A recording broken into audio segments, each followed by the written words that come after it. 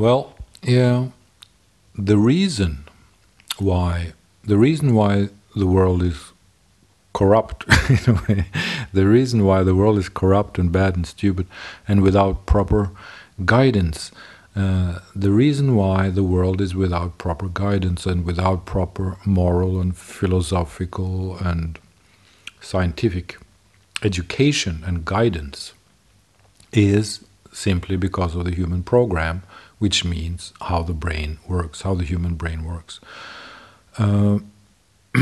People live inside their own brains, and people believe and follow the things that are produced by their own brains. That's what practically 98% of the world population does, I would presume. I mean, we take for granted the things that we perceive, the things that we think that we understand, the things that we experience. The first thing that we have to know, the first thing that we have to understand if we want to understand something about the human being is, of course, that the world is produced by the human program. I mean, the world is produced by the relationship between the nervous system and the brain. That's how the world is produced for the human perception. Human perception perceives what the human program produces. And the human program is the totality of the apparatus that is constituted by the nervous system and the brain. The nervous system and the brain constitutes also what we call the mind. But the mind is nothing without the brain, you know. The mind would not exist without the brain, so without the brain it doesn't make too much sense to talk about the mind, and that's also why there's so much of this self-help literature, so many gurus, so many spiritual gurus who are very clever to talk about the mind and the traps of the mind and which of course is all very nice and fine and dandy, but it doesn't help anyone completely because it doesn't include the brain. The brain is producing what comes to your mind, and the reason why you struggle with your mind is because of the programs that are already in your brain. The problem is the activity of the neurological activity. I mean, the neurocircuitry in your brain and the activity within the neurocircuitry of the brain creates no, we cannot say it creates the things that we perceive and all the mind. We cannot say that, but it strongly influences it, and it's like a wave function in a way. But so that's just how it is, you know. If you want to understand anything about the human program or about the human being or about the world, then you have to understand this, that the world as we perceive it is produced by the human program.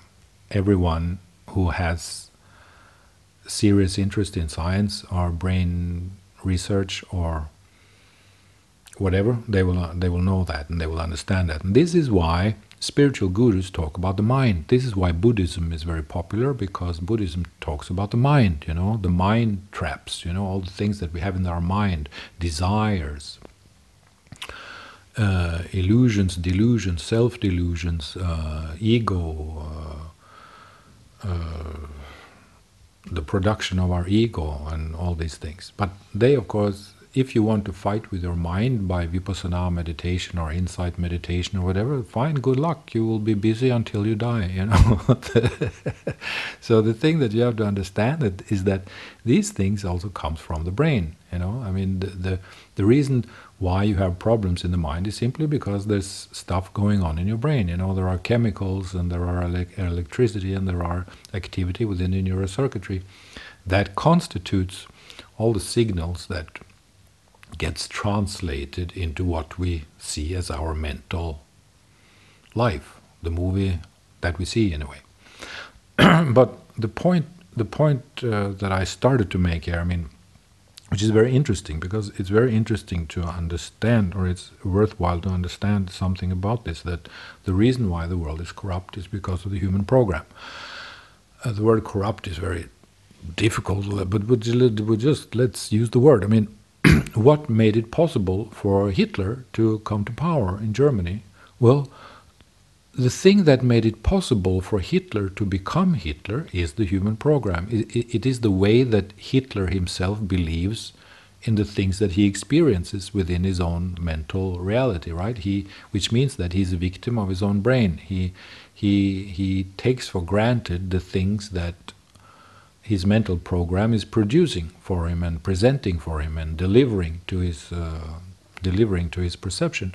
And he uses the material and the information that gets delivered to his perception in order to make his conclusions, in order to make his interpretations, in order to develop a political strategy, which might be horrific, like an eternal nightmare of a violation against any human rights whatsoever, or another person, could become a wonderful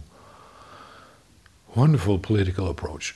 And this is because the way the brain works. I mean, it is possible for us to develop our interpretations, and it is possible for us to develop our conceptions in the way that we do, simply because of the apparatus that is to our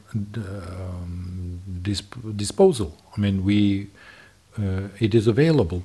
The mechanics, the instruments, the workings of the human program, all the possibilities, all the endless possibilities of the human program are available to us, and so we make use of it. One by one, we make use of the options that are available to us.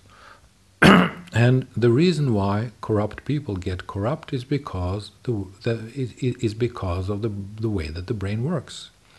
The reason why people in power positions are very easily become corrupt is because of the reward systems in the brain, the endorphins or whatever it's called. I mean, all the chemicals. I mean, every scientist within brain science or neurochemistry knows that the brain is a pharmacy. The brain is a pharmacy, and when we experience something and have a reaction in the brain, then the brain will produce a chemical, and that chemical is the pharmacy or the medicine that are to our disposal, that's available to us. So I mean, when something happens to me that's really very agreeable to me, that makes me feel very good, I get a lot of dopamine or whatever, then I think, oh wow, this should be a good idea. This is something that I should do. This is something that I should pursue. This was a good idea, And human beings are always inside this human program. We are always living inside the brain mechanics. So this is, and so we believe in the things that we experience. We believe in the things that we experience. This is also the reason why professors of philosophy or anthropology or whatever can be complete idiots, who doesn't understand anything, simply because their brain feeds them the experience that gives them the feeling of knowledge. They live in a complete delusion. They live in a complete self-delusion. But to them it seems real, simply because the brain is producing that reality to them. A professor of anthropology who is very famous is actually a journalist. He's working as a journalist. He's saying things that, I mean, even a journalist would do better work than him. It's not research, it's not scientific research, it's not academic, it's not with a true academic, philosophical, scientific approach. It's just plain journalism, But he's a professor of anthropology because our brains, the brain of the human being, produces the reality that we experience, and because he is able to navigate through the communication domains of society, he can establish himself as a professor of anthropology or philosophy or biology or whatever he likes, simply because he's able to navigate through communication. He's able to win, so to speak, in interactions that has to do with rhetoric and communication. So he's able to produce language in a way that persuades people to listen to him or to her or to whatever they have to say.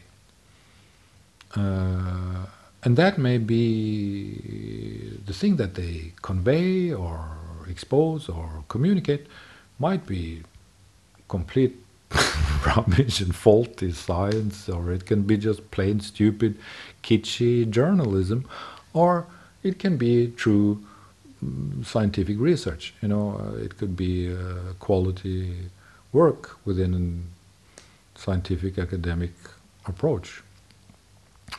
But the reason why we believe in it is because of the human program, because we are experiencing the reality that is produced for us.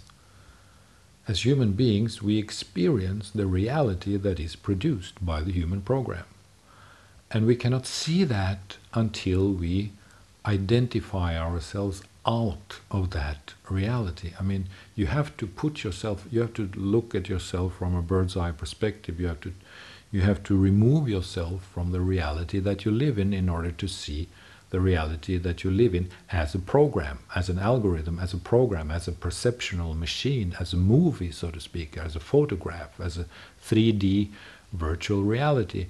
Or reality, it doesn't matter if it's virtual or not, doesn't matter if it's true or not, because true is just a word that is used when it comes to validating certain experiences. But the reason why it's very difficult to obtain a true, purposeful, appropriate, healthy, balanced, clever leadership in the world is also because of the human program, because we believe the things that we experience. We believe in the reality that is produced to us. So we are living inside the reality that is produced to us. We are living inside the totality of the programs and elements and phenomenons and in mental environments that are produced by the human program.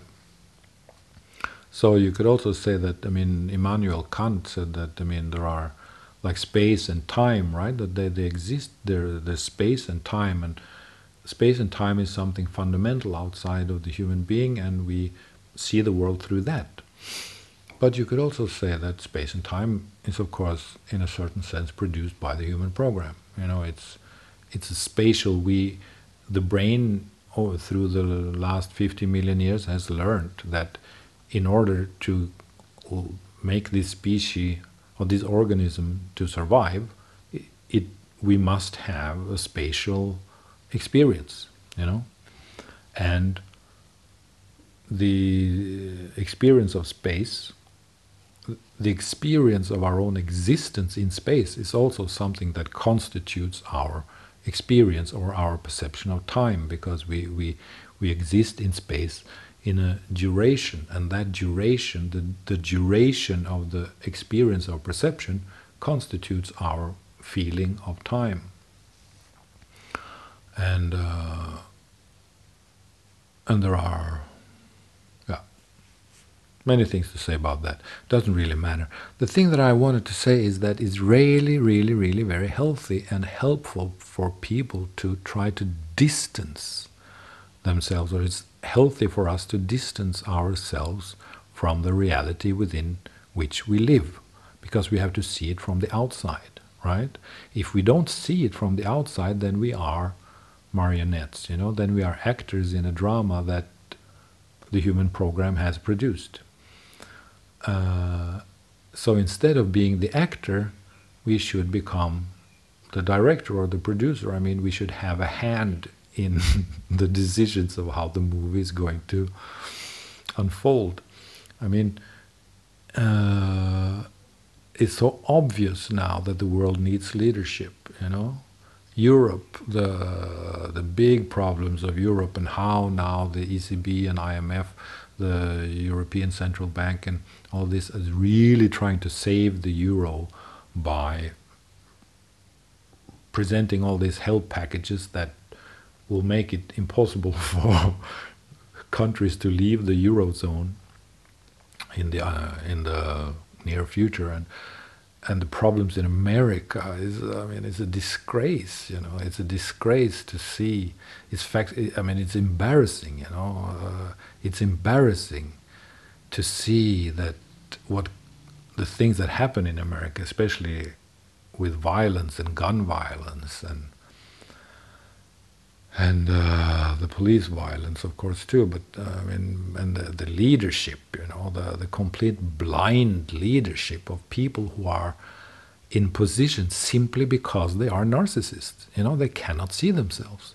They have become the leader of a big country, practically a continent, simply because they are narcissistic. You know, and Americans believe in the surrendering to narcissism, so that's why they vote for narcissistic presidents. You know, that's why it's not possible to have a balanced scientist or an enlightened person as a president in America, because American people believes in French fry and hamburgers and narcissism. You know, they don't believe in the knowledge of the mind, the knowledge of the human being, the knowledge of the human program. They don't believe in organizing global world society when it comes to population, distribution, food, pollution. I mean, and there are so many different strategies and approaches, you know, from China and all of Asia has so many problems. And I mean,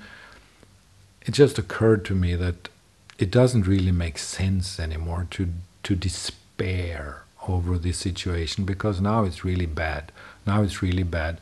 And I want to say this, that if it is true that we want something that is better than this, if it is true that we as the world population, as the world citizens, if it is true that we want something that is better than this, that something that is more clever than this, something that is more decent, something that is more respectful than this when it comes to proper, mature, wise, clever,